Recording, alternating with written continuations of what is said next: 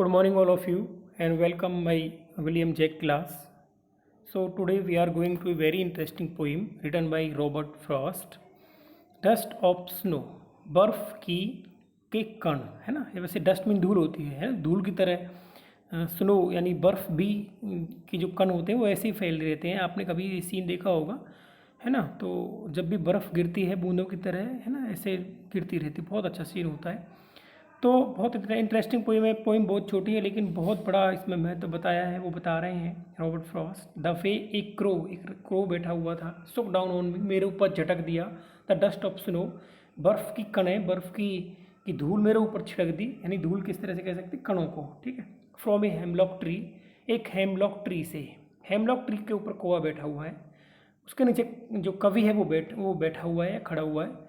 तो अचानक से उसके ऊपर बर्फ़ के कण गिरते हैं जिसे एक कौवे ने झटक कर गिरा दिए थे। हेमलॉक ट्री, देखो नीचे लिखा हुआ ग्लॉसरी में, ए poisonous plant tree with small white flowers. इस पर सफ़ेद फूल आते हैं। बेटा ये धतूरा होता है, इसको हम धतूरा बोलते हैं, है ना। तो कौवा उस पर बैठा हुआ है। मैं आपको सीन दिखा देता हूँ स्टूडेंट्स अभी कि ये किस तरह का, जिसे मैंने MBD से लिया है। देखो आपको अच्छे से समझ में आ जाएगा। हाँ देखो यहाँ पे कौवा बैठा हुआ है और ये अपने पंखों को झटक रहा है और कवि ठीक यहाँ के नीचे खड़ा हुआ है ना। तो अब अचानक से इसके ऊपर बर्फ़ के कण गिरते हैं। अंडरस्टैंड, आई होप आपको समझ में आ गया होगा। तो देखिए ज़रा,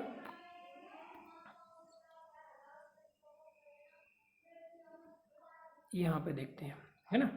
नेक्स्ट देखो ज़रा, has given my heart A change of mood.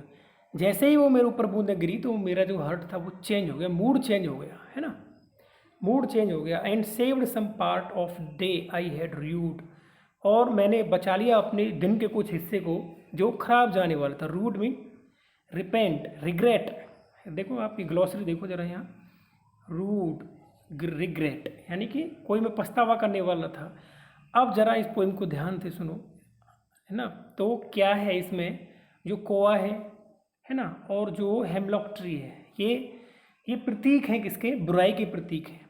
कौवा को ठीक नहीं मानते हैं, है ना, और हेमलॉक जो धतूरा है, नशा, उसको ठीक नहीं मानते हैं।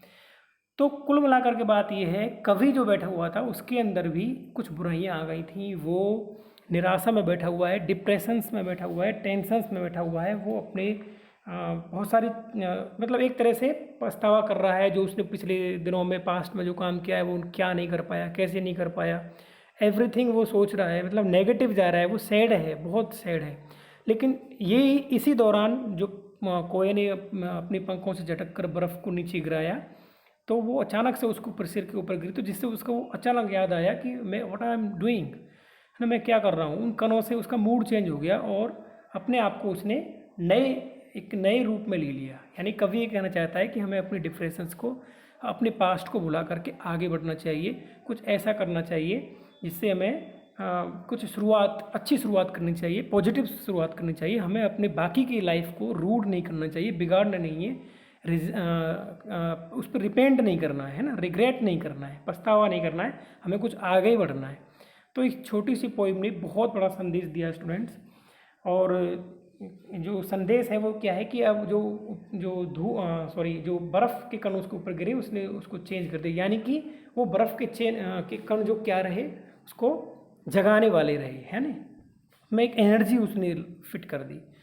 तो वैसे तो ये 10th क्लास में स्टूडेंट्स, डस्ट ऑफ स्नो, लेकिन ये हर किसी के लिए बहुत इंपॉर्टेंट है। आपको आई होप अच्छी लगे। तो हाँ, इसको अपने जीवन में उतारना, कभी भी निराश मत होना। निराश हो रहे हैं तो फिर कुछ ऐसी चीज़ें आपको ध्यान दिलाएंगी आगे बढ़ने के लिए, तो उन्हें हमें अपने पुराने पास्ट को भुला करके आगे बढ़ना है, ठीक है। और पास्ट में हमें जो हमारे से गलतियाँ हो गई हैं उन गलतियों को भूल करके आगे बढ़ना है। Thank you students, I hope आपको समझ में आया होगा।